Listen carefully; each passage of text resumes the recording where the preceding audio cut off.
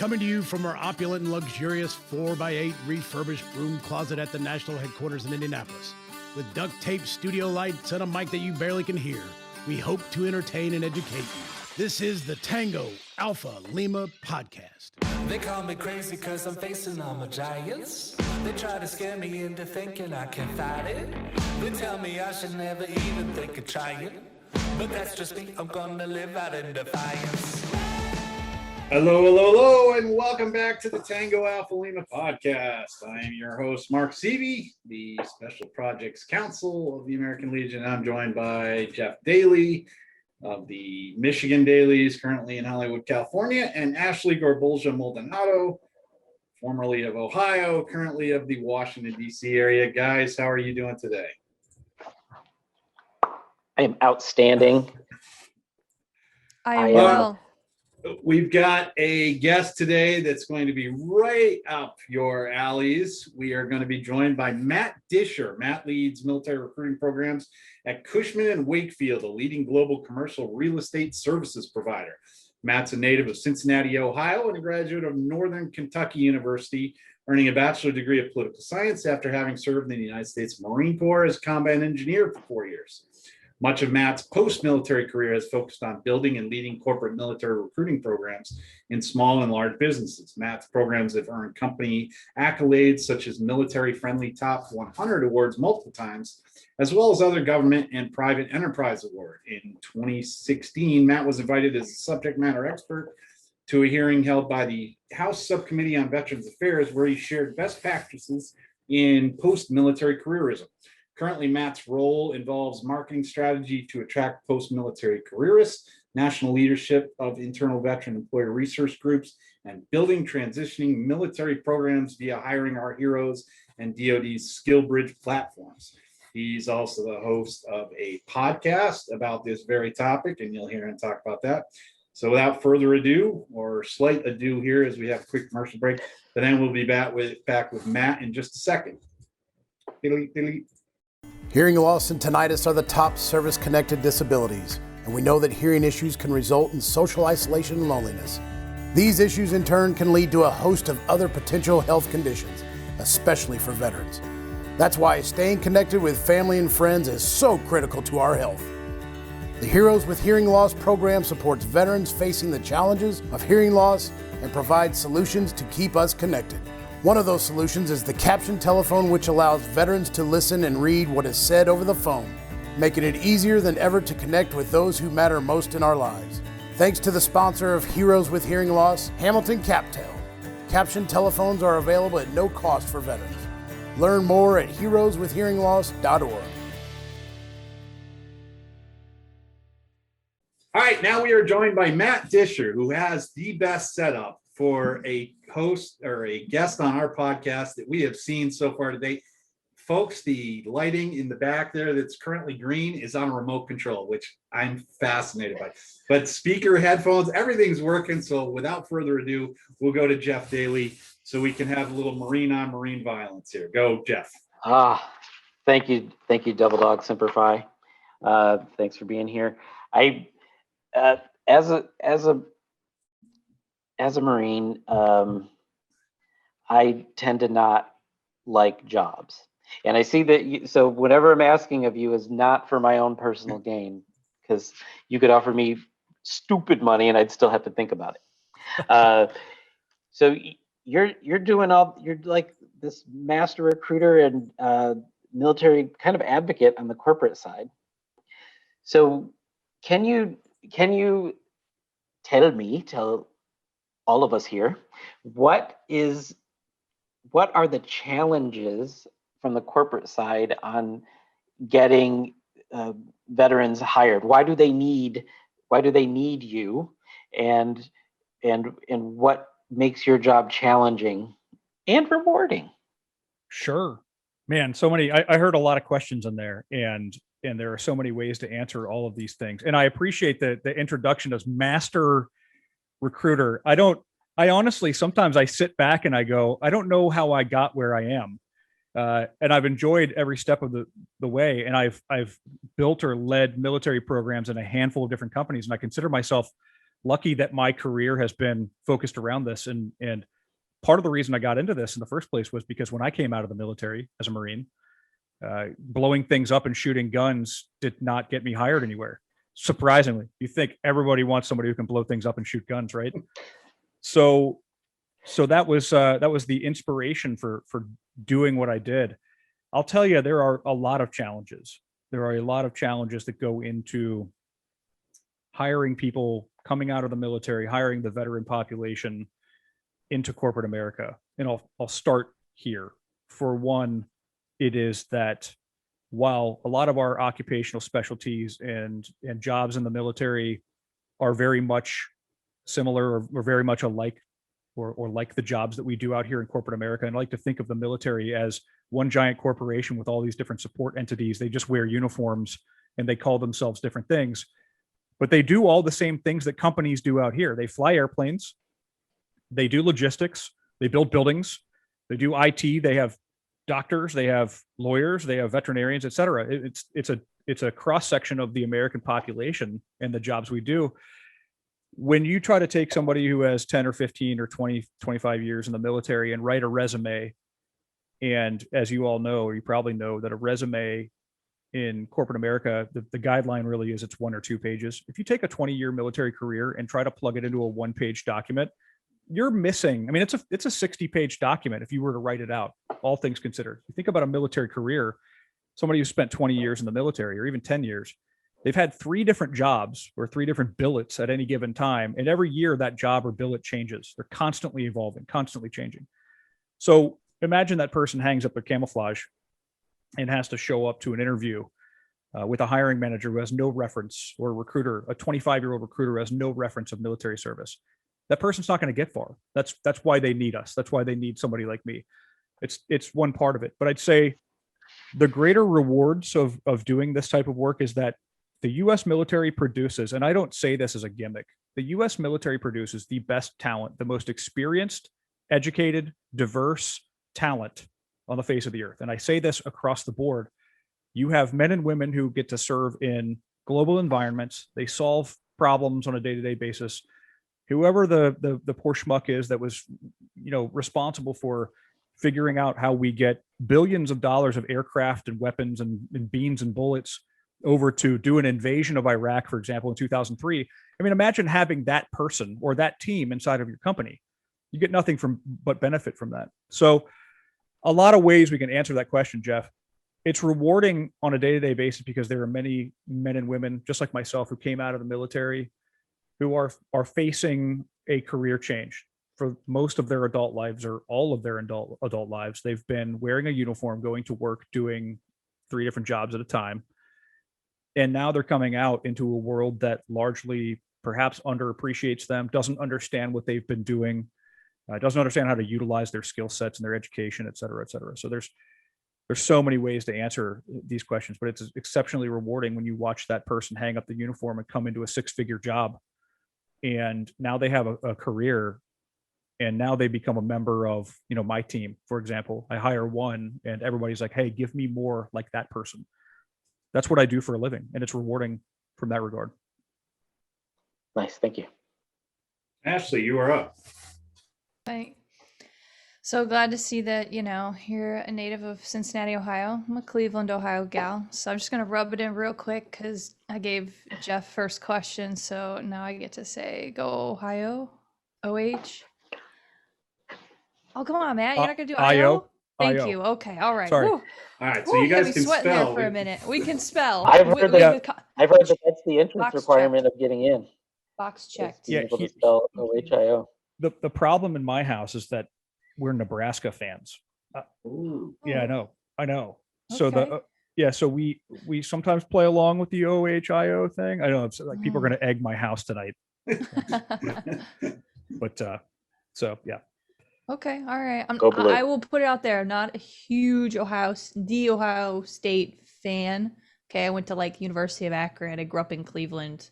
It's like a whole thing down there. It's a religion, whatever. Right. But I like to recognize my Ohio people because Jeff gets a lot of Michigan cred, and he likes to be like, "Oh, who went to Michigan University?"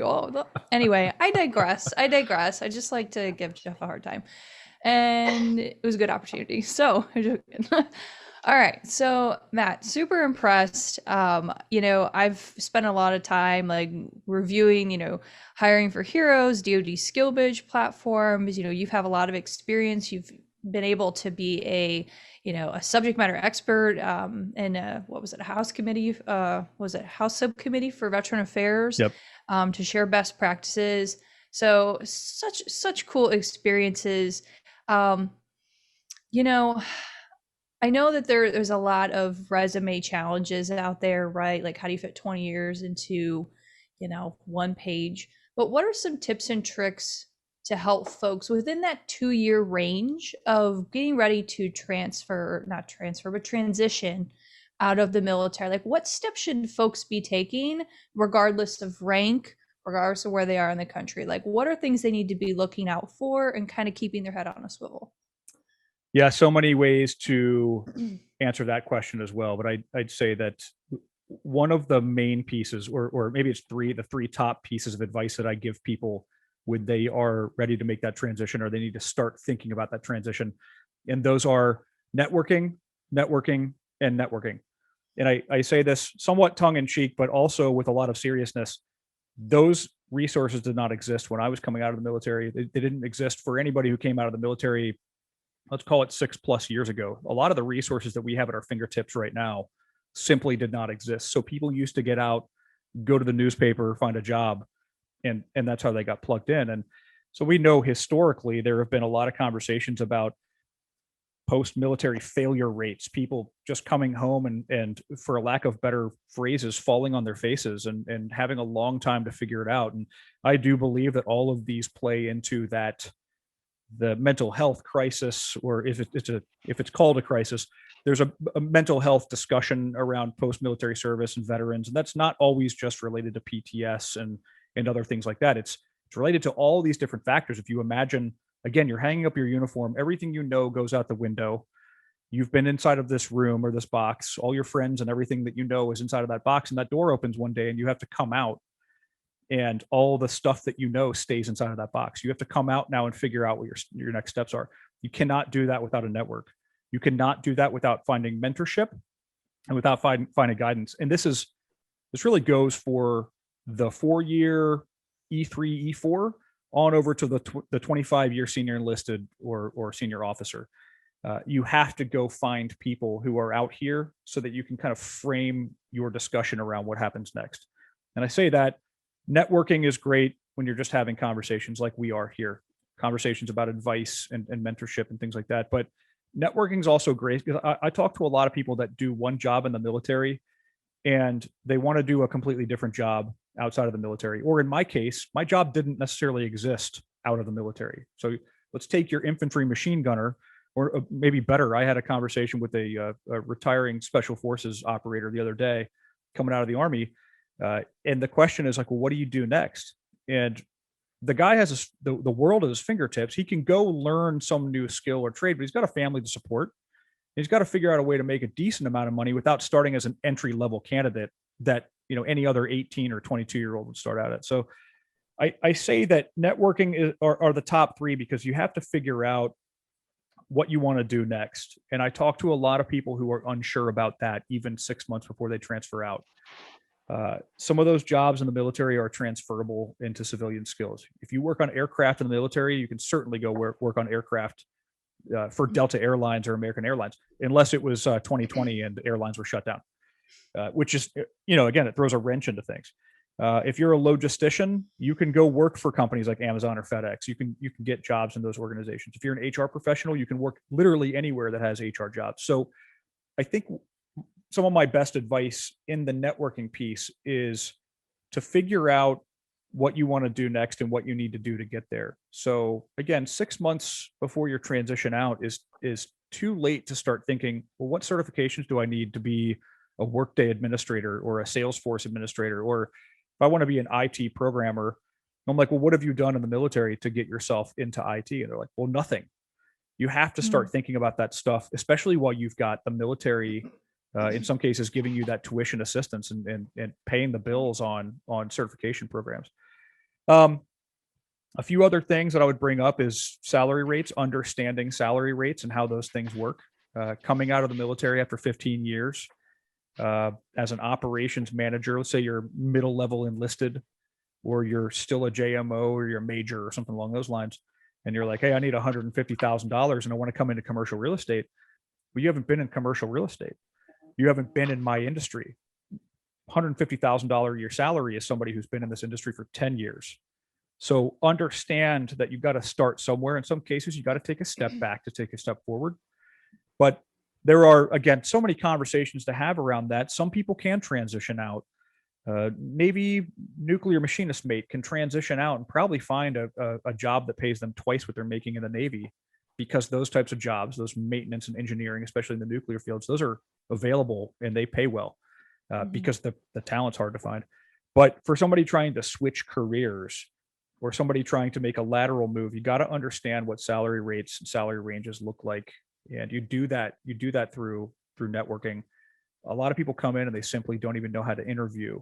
And so I always like to tell people, go apply to jobs that you don't even want, so that you can get on a face-to-face in-person interview, or maybe a Zoom call interview, even a phone interview, and learn how to talk about yourself and learn how to talk about your specific interests and your story, so that you're able to convey and get really comfortable talking about what you want to do next. So there's, a million things that go down this path in terms of what somebody does, even 2 years, 1 year out of transitioning from the military. So just as a quick follow-up, so we talk a lot about mentorship, right? So this is all excellent advice. I think for anyone that's listening out there, if you're within this window of, you're going to be getting out 2-3 years, you're not going to go all the way to 20 years, thinking about what that plan looks like for you, utilizing benefits and resources while you're in service.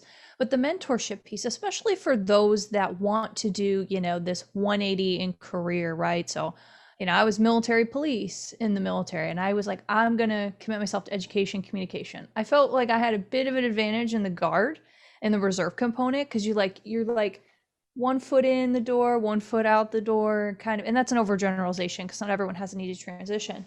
But from a mentorship piece, for folks that maybe aren't super comfortable with, talking about themselves, or, need to find someone to have the conversation, are there platforms or places you recommend folks to go to receive that kind of mentorship? Are they, are they reaching out within the ranks? Are they reaching out to, nonprofit, other organizations? Like, what organizations, Matt, do you send folks to find mentors? Right.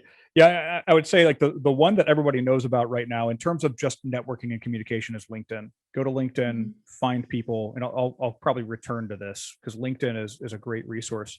There are organizations like American Corporate Partners. There's Veterati. These are organizations you go in and create a profile, and you're able to connect to people based on their profile. So I used to be a mentor in Veterati. I'm getting back into it now. It was sort of an evolution in my career that I stepped away from it for a little while, but I mentor people on a regular basis that come to me and say, hey, I'm interested either in your industry, or I'm interested in just understanding what I should be doing for those next steps. So Veterati, ACP, those are great places to go in and find people based on their profiles. If I'm interested in underwater basket weaving, I can go in there and find a person who is an executive leader in underwater basket weaving company and reach out to them and try to get a half an hour with them at a time. But I'd say that LinkedIn is probably the number one place, while it's not specific to mentorship or it's not specific to those types of conversations, it is a great platform to be utilized to find people in the companies or the industries for which you'd like to work. And what I mean by that is, if you're saying to yourself, I want to be in underwater basket weaving, and I've gone to Veterati and I've gone to ACP, and I don't see anybody in there that maybe does that job, you can go into LinkedIn and type in underwater basket weaving and find people that do that type of work on a regular basis. And the idea here is, you're not asking them for a job. Everybody's asking for a job. That's half of the inbox is, and I realize I'm in talent acquisition, but what ends up happening is people just get buried in messaging about, I want a job. That's great. I want to talk to people about, or it's maybe easier to get to the person you need to talk to, talking to them about, hey, how did your career work out? Hey, I see that you're in underwater basket weaving, but I was an MP. Let's say I was an MP and I don't want to be a police officer, similar to what you just said, Ashley. Like that's not what you want to get out of the military and go do. So you want to go do something else. You find Executive A, who's sitting at Underwater Basket Weaving Company, and I want to go ask Executive A, hey, it looks like you were an MP too. How did you make that transition? Because that person's probably going to have a wealth of advice to offer you. And it might not be a formal setting, or you might say, hey, can we have a conversation half an hour at a time once a month? I have mentored people who are, or advised people, I call it mentorship, call it advisory, retiring colonels out of the Army and the Marine Corps. I have mentored senior enlisted members of the military too. And some of these people are older than me and much more experienced in their respective industry than I am. But I had the advice to tell them maybe where to go next. And so you have to be able to utilize those different platforms. But a lot of it is just asking for advice. You're not asking them to provide an opportunity for you. You're just saying, hey, I'd really like to pick your brain on what comes next. And people love talking about themselves. So use that as a platform. I just want to hear how your career went. I just want to hear what you did to get where you're going. And that'll open that door. That person will be more likely to talk to you as a mentor versus trying to plug you into a job or get you to the next step.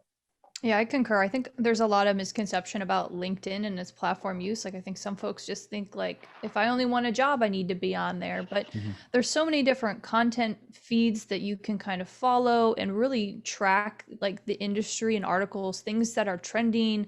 What are the folks that you're following talking about in the industry that you want to be in? And I think that's really important. And also, I would like to point out that I would be an excellent basket weaver.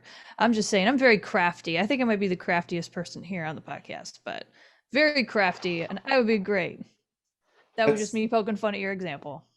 That's like saying you're the tallest person in the little person village. You're not really going too far out on a limb here. You know what? Yeah, you're the craftiest.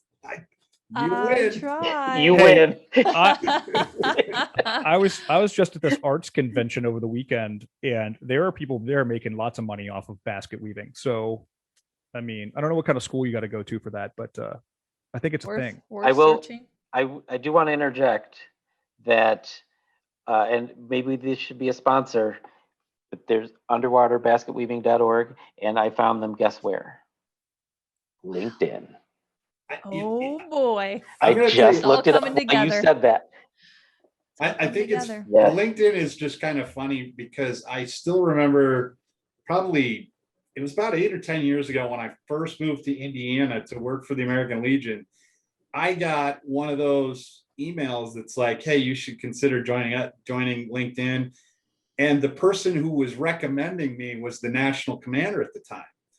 And I got that email and I was like, am I being fired? I literally didn't know what it was. Like, I was like, holy crap. Like, I just moved to Indiana. You guys can't fire me immediately. Like, in my life, I've only had 2 employers, and one of them was for less than a year. And now I've been with the Legion for 23. The thought of having to interview scares the bejesus out of me. It's just not like I'm content and challenged in my own job. But one of my questions, like, I served in an infantry unit, and it was admittedly not your standard infantry unit because we were just outside Washington, D.C., and it was a guard unit. And we had guys who had master's degrees from Georgetown who were enlisted.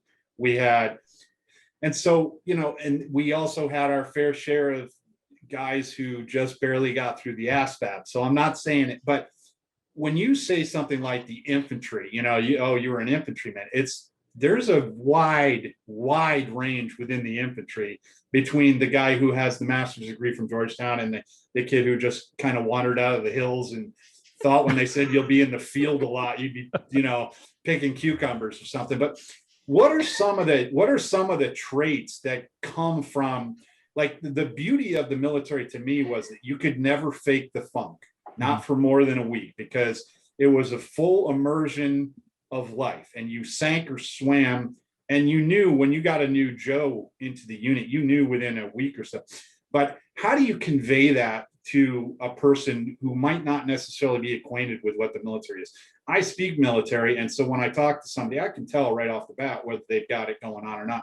But how do you translate that to an employer who might not necessarily speak military? a lot of times I think it starts with asking that candidate if they're looking at a specific job. And this is another piece of advice that I give to a lot of people, asking them if they're interested in a specific type of role. I ask them to look at the job description and then tell me how their background fits into the job description. Because I talk to, let's call it what feels like 100 people a day who are leaving the military. And I haven't, on few occasions, I'm running into the same person with the same job. So in other words, the pilot of an aircraft that I talked to last week is not the same as the pilot of an aircraft that I talked to this week. They're piloting two different things. They're in different situations. Or the mechanic of one aircraft, I'm talking to a person the next week, and their job is totally different, but their occupational specialty in the military is exactly the same. Right. They do different things. I always like to tell that person to go in and look at a couple of job descriptions. If you're interested in getting into commercial real estate, go in and look at a couple of job descriptions in our industry and tell me how your background fits into this. And so let's pick on the infantry for a second. If you think about infantry, 5% of the time, in all reality, 5% of the time, you're out kicking doors down and shooting guns, right? Yeah. Or you're out, setting up machine gun support by fire positions and drawing diagrams on where your left and right lateral limits are. And 5% of the time. The other 95% of the time, especially if you're an NCO or an officer, is planning and training and mission execution and readiness and gear inspections and all these things. And if you were to take that type of role and apply it to corporate business operations, for example, let's use operations management in a distribution center. What are you doing in a distribution center as an operations manager? You're leading teams of, let's say, 15 people. Or you're leading teams of 30 people or 40 people.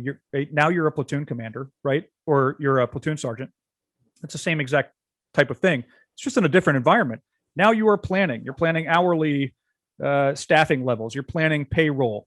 You are trying to motivate that team to operate at an efficient level. It is no different, or in some cases, I mean, the environment looks a little bit different, but it's no different from what a platoon sergeant in the infantry is doing, except nobody's throwing hand grenades at you, right? So, or maybe they are, and then that's called a hostile work environment. You don't want to work there. But as far as I know, here in the United States, we're not hiring these types of jobs where that type of environment's happening. So it really comes down to the candidate. And this is where it comes back to the corporate entity. Companies behoove themselves by hiring people who can interpret military backgrounds, who can run programs. If they are really serious about it, run a program, because the financial incentives there are abundant. And it's, at the end of the day, the great talent, there's tax incentives, there's payroll savings incentives, there's all these different things that flow into that. You're getting more out of it than you're putting into it. But second to having a person on board who is doing that interpretation, you also have to have somebody that can challenge the candidate to interpret their background, to make sure that they fit and they understand what that job is supposed to be. So it's a 50-50 meet in the middle type of thing. Frankly, it comes down to that job description. As I mentioned, go through the bullet points of a job description. If it's asking for 5 years of small team leadership, 5 years of budget planning, and 5 years of underwater basket weaving, again, and you're like, hey, you know what? I have all three of those things, except maybe my budget planning was a little bit different than what corporate America is. We can close that gap.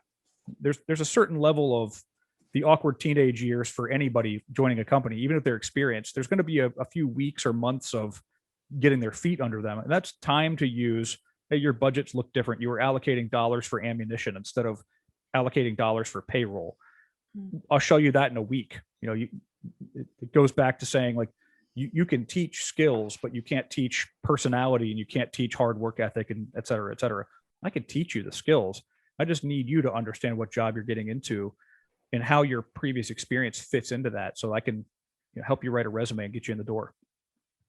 Yeah, It's all sound advice. perfectly stated. Yeah, it's no arguments. All right, let's take a quick commercial break, and we will be back in 30 seconds. Clearance Jobs is joining the American Legion 100 Miles for Hope Challenge. During the month of June, for every new subscriber to the Security Clearance Careers podcast, Clearance Jobs will donate $1 to the Veterans and Children's Foundation via 100 Miles for Hope. Check the show notes for links to subscribe to Clearance Jobs Security Clearance Careers podcast and help veterans and children today. All right, and we are back with Matt Disher, and Ashley, you are up again. Oh, already? Oh, okay. Gosh, let's see. Where do I want to take this conversation? We've talked about some great resources. We've talked a little bit about some of the challenges.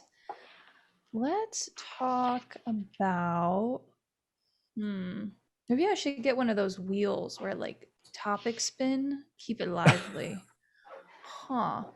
So I wanted to get your insight on, you're a subject matter expert. You're working with Cushman and Wakefield. You're doing global commercial real estate. You're doing recruiting. You're helping these companies. You've helped earn your company accolades and military friendly, top 100 awards. How are you continuing to like grow and challenge? So like you, Matt, what are you doing in the immediate, right? So you've got podcasts, you've got all kinds of stuff. How are you getting the word out there? How are you spreading the message and sharing the love with all those that need your knowledge? There are a lot of ways. This continues to evolve too. I like to tell people that 10 years ago, 5 years ago, it was print marketing, magazines, and job fairs. And as we saw, especially through the last 14, 15 months, that doesn't work anymore. If you didn't have any digital strategy, then you were left in the dust, so to speak. I think that how do we get the word out? A lot of it's word of mouth. And with military programs inside of an organization, what you have to rely on is consistent messaging and becoming synonymous, making your employment brand or your company synonymous with post-military transition. And so a handful of companies have done this historically. They don't even have to put the word military or veterans in their logo. They don't have to put their company name for that matter. I'll use Starbucks as an example. When you drive past a Starbucks, I'm pretty sure the Starbucks down the street from me doesn't even say Starbucks on it. It's just a logo. So it has become now synonymous, not with military necessarily, but I know that that's coffee. I know that that's Starbucks because I'm familiar with that brand. What we're trying to do is accomplish the same type of thing in the military space. And that is that we literally have to show up as many places as we can and get this in front of as many people as we can. And a lot of that comes down to programmatic approaches. So for example, digital ads, I like to use the word geofence digital ads. I run digital geofenced ads. I wrap digital fences around military bases and I feed advertisements into internet browsers and social media within those locations. So if you're sitting on Camp Pendleton right now and you're going to pick up YouTube and watch videos of kittens or car crashes or whatever you watch on YouTube, I personally like to go in and watch helmet cam videos of like A-10s coming in and doing gun runs on the tree line. There you go. Okay. Those are my favorite. I'm definitely babies and puppies, but okay. I like puppies too. But now before you walk in and watch your puppies and kitties and A-10s doing strafing runs on the tree line, now you're going to see a 15 or 30-second video from us. And it's going to talk, again, synonymously with post-military careerism in my industry. So that's one way we do it. Are we still doing job fairs? Absolutely. Where they are relevant. I mean, the thing is that job fairs are the kind of thing where you can pack up and jump on an airplane and fly across the country and show up to an event that has 80 people in it. That might not be a good return on investment unless they are 80 facility maintenance techs and we absolutely need them at this moment in time right now, then it's certainly worth it. But a lot of this comes down to the storytelling portion on LinkedIn. I find myself having less and less time as my job progresses, as my responsibilities progress. But storytelling on LinkedIn is a great way to reach the transitioning military service member and to become, again, synonymous in the network. So you're trying to become synonymous in the network among other people that have military programs or people that have voices in this space, influencers. That's a term that we see from social media a lot lately. And apparently you can dance in front of a camera and that makes you an influencer. That's great. There's also influencers in talent. There's influencers in post-military careerism. There's influencers in, I mean, you name it, in electric cars. So we're trying to get to the people that are relevant in those spaces as well. podcasting is a great way. It's, in some cases, unless you can reach that audience who wants to hear about that topic specifically, it's a challenge. Inside of our organization, what we are trying to do is really step up the use of, again, social media and the use of that digital branded marketing, so that we show up wherever a military service member opens their phone and gets on social media or is shopping for shoelaces or whatever. It's the advertisements that now follow you around. So if we got you one place, then it's going to keep following you around. So now it's constantly feeding you messaging that that makes our brand, again, I've used the word synonymous 50 times, but it's synonymous with, now they associate Cushman and Wakefield, for example, with military transition.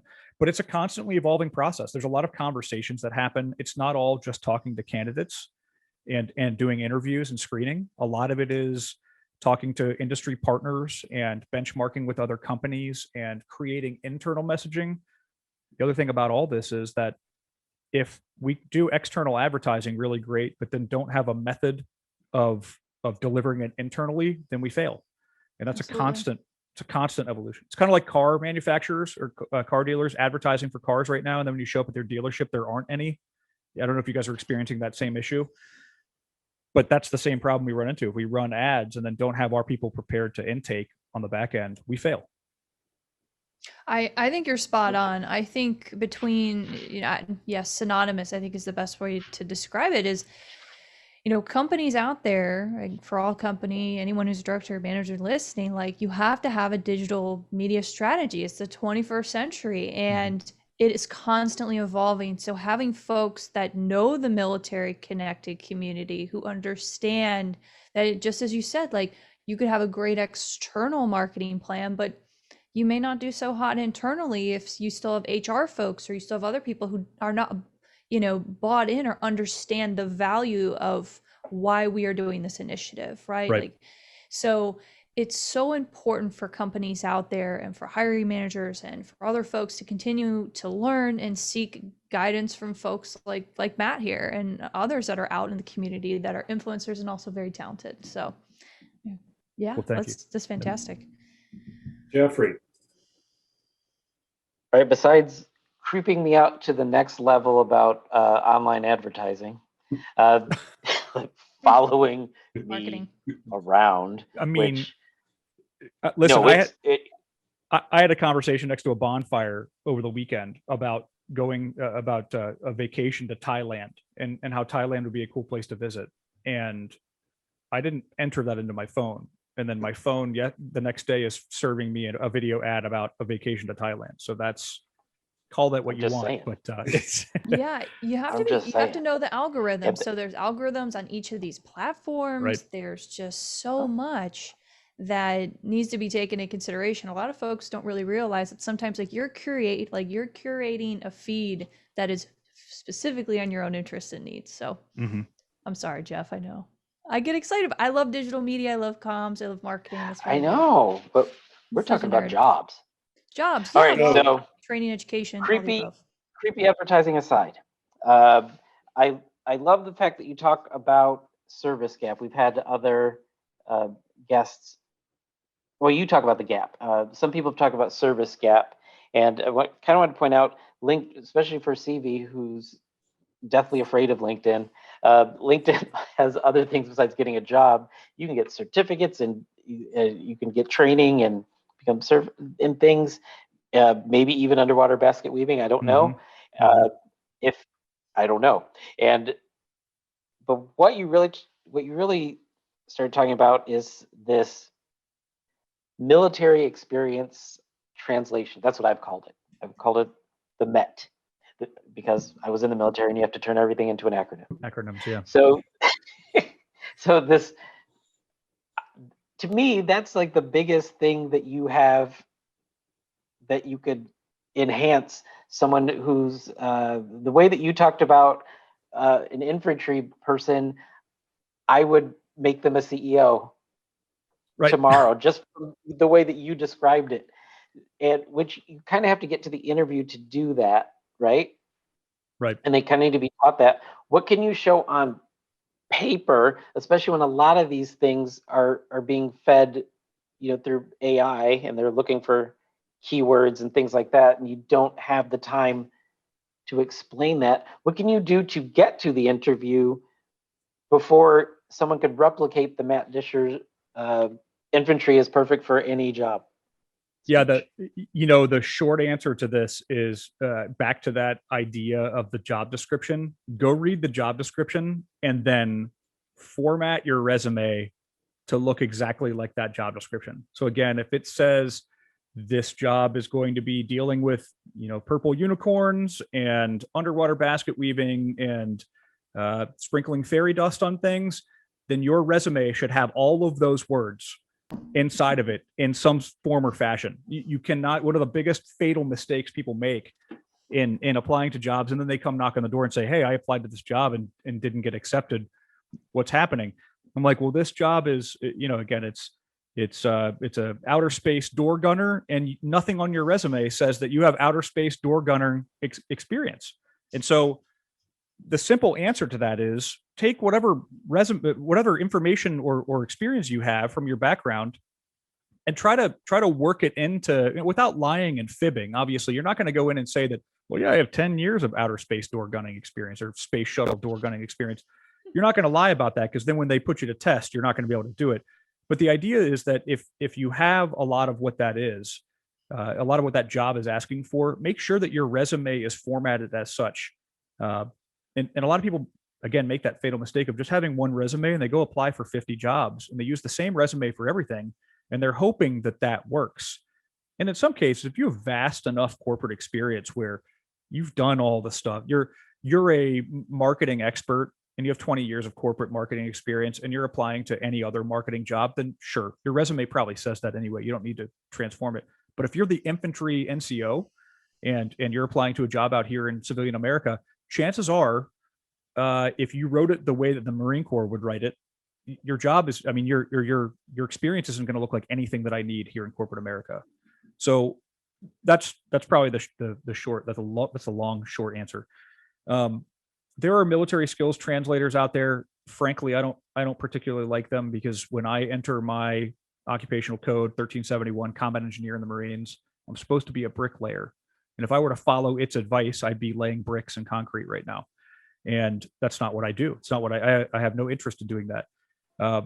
So what those skills translators often can't take into account is all of the B billet stuff. It's all the stuff that you did, the other billets you held while you were an infantry NCO, the 3 other jobs you had in terms of, inventorying equipment and doing logistics and I don't know, anything else, underwater basket weaving, fairy dust sprinkling, all these other things that you do in the military that weren't necessarily in your job description. If I go to a skills translator and punch in 0311 from the Marine Corps, it's going to basically say that I was kicking doors down and shooting guns.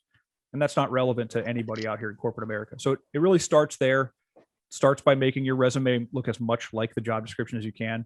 And then back to that networking piece, go talk to people in these organizations and these companies and these industries where you want to end up and see what they say. Because sometimes they might just, although you're not asking for a job, they might just introduce you to somebody else who can plug you into the job you want. Right. And it's pretty important to point out that it's not industry specific, because, I'm in LA, entertainment is the predominant industry. And we hear the same things clearly about networking. And one of the things about they call having an ideal or exceptional post or whatever you need to in the American Legion is you need to mirror your community. And I've seen that happen here in Los Angeles, because we have we've producers at different networks, and they network with people who just got out and want to be a gaffer or electrician on set, or those things like best boy, the things that you read in the credits that you don't know what they are. Nobody knows what they are. And I remember I used to read best boy and I'm like, well, that's kind of creepy. What did that actress do to deserve having one of those on her payroll? The dolly grip. It's a dolly grip. Right, the dolly grip. So just that networking is key everywhere, not just in commercial real estate. And I think we're probably going to create a great industry today for underwater basket weaving. I'm pretty confident that that's going to be a growth industry based on our influence. What the 100%. world needs right now is a few more underwater basketballs, almost as much as they need attorneys, I might add. You guys should have an underwater basket. You should find somebody and have them on this show. Yeah, Oh, that dear would, Lord. that would make for but you're right, Jeff. I always say this: whatever's good for the veteran community is good for everybody. This isn't, we're not talking rocket science. This isn't always necessarily unique to the military and veteran community. These rules work for everybody. It's just that everybody else who has not been serving in the military often already has this knowledge, or they already have some of this work experience, and so it's not foreign to them at this point. Right. That's the service gap part is Right. You know, you get out after even 4 years, you know, you're 22 and the people you went to high school with have college degrees Mm-hmm. and are getting jobs that people with college degrees get. And you're either starting college, which then lengthens the service gap because now you have to add another 4 years.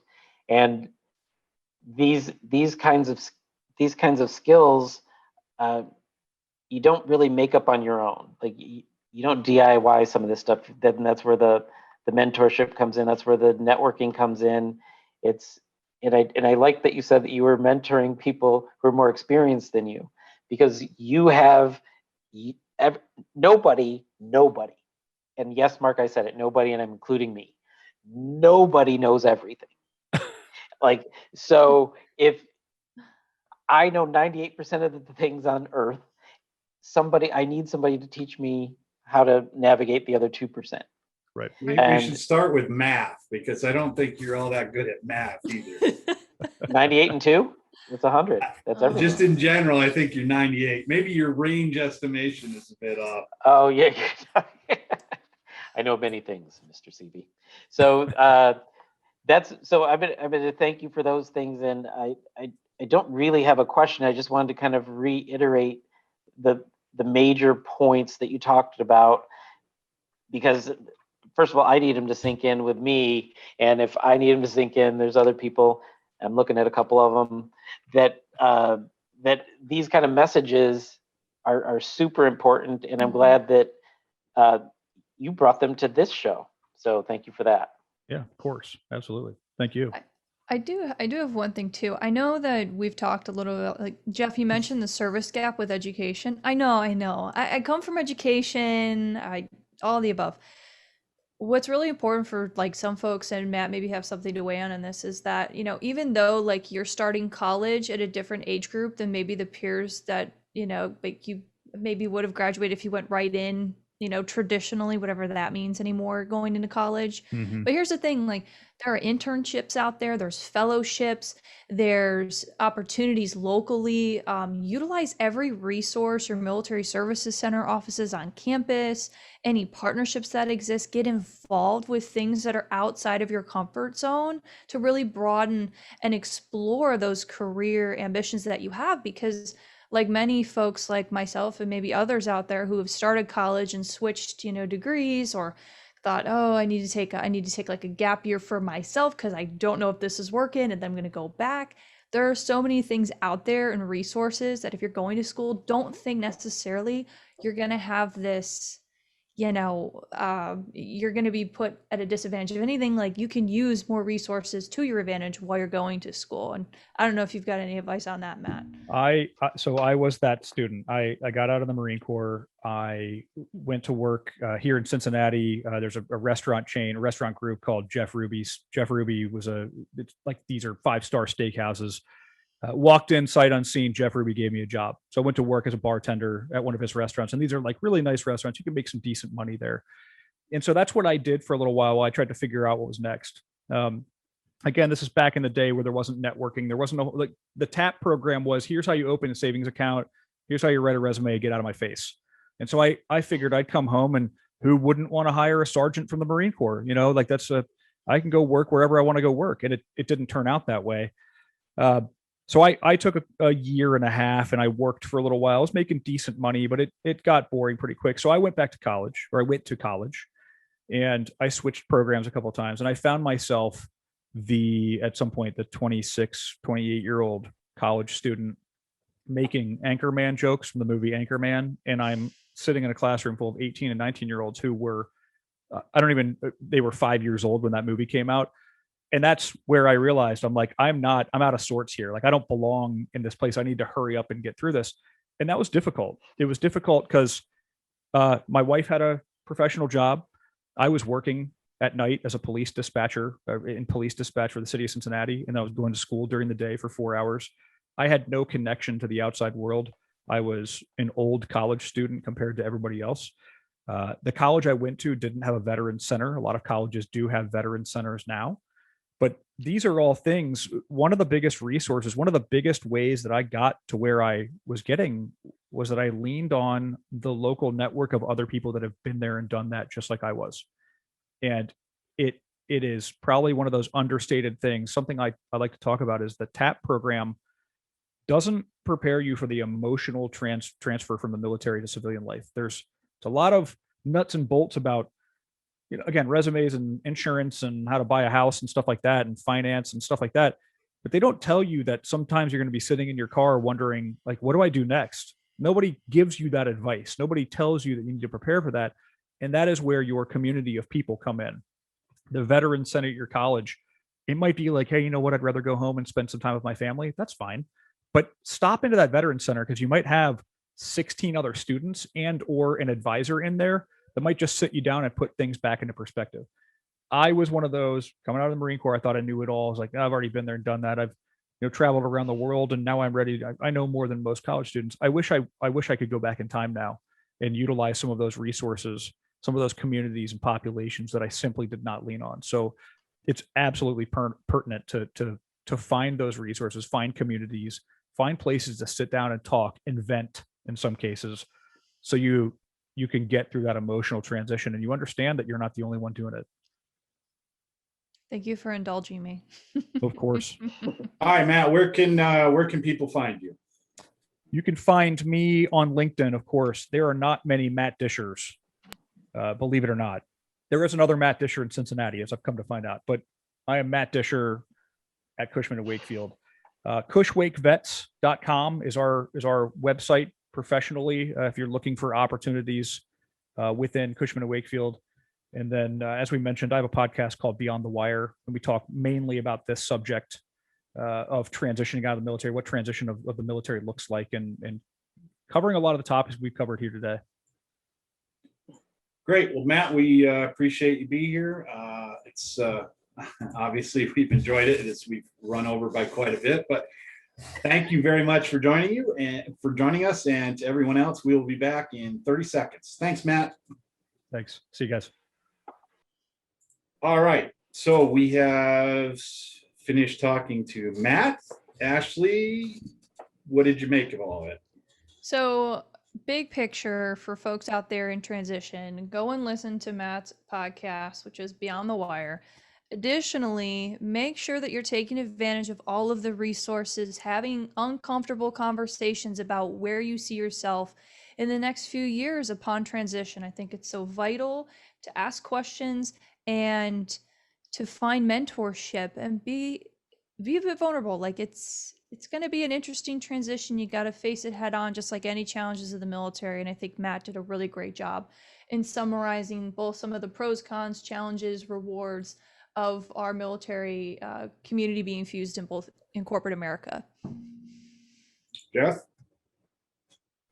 I was just super impressed to hear Matt talk about the service, or the gap in general, and then the service gap, and how different strategies for closing that, whether it be training, mentorship, networking. He was really big on networking, and utilizing the digital space for both for hirers and those looking for jobs. So it's great. It gave a great big picture with examples, and I found that very helpful.